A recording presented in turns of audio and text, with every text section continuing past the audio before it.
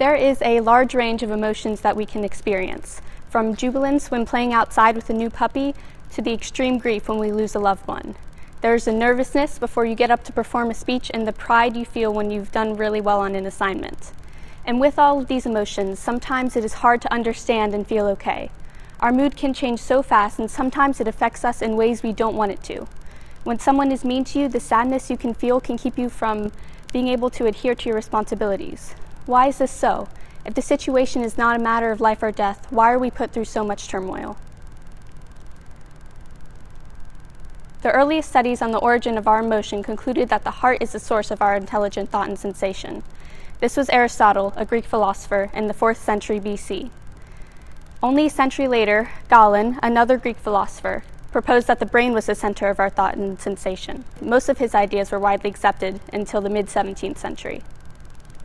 It was not until 1949 that there were studies made that connected emotions to our limbic system in the brain. This theory was proposed by Paul MacLean and was later expanded upon by Lawrence Weisskranz and others during the 1960s and 70s. Their research, inspired by the unusual behavior of monkeys with the Kluver-Bucy syndrome, in which a part of the temporal lobe where the amygdala is located is removed, led to the belief in the connection of the amygdala and emotions, especially fear. This is still what we believe today. Yet the science of how our emotions occur does not quite explain to us why we have them. There are numerous theories that have attempted to explain our emotions. The evolutionary theory questions that emotions may have come to be as a way of our survival. We might love someone because it drives us to reproduce, or fear something because then we know when to flee. The James Lange theory proposes that emotions are a result of your physical reactions to events. They do not cause your physical reactions, like sweating or trembling, but rather you feel nervous or scared because you are sweating or trembling. The cognitive appraisal theory, introduced by Richard Lazarus, suggests that thinking must occur before an emotion can. For example, if you're in a situation where you know you have not studied for a test and you start thinking that you might not do well, then you will begin to feel nervous or worried. But why is it that when I'm sad, I'm unable to function?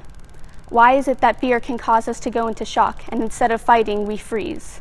Even positively, why is it that when we are happy, sometimes we get cocky and make bad decisions that can hurt others? All of these emotions combined can be overwhelming, and all of a sudden we are drowning in feelings. If the human race and our emotions makes us more advanced than other species, why do they affect us so? It was discovered by David Hawkins that emotions have measurable energy and may actually have the ability to control cell activity, particularly initiating and ending cell life.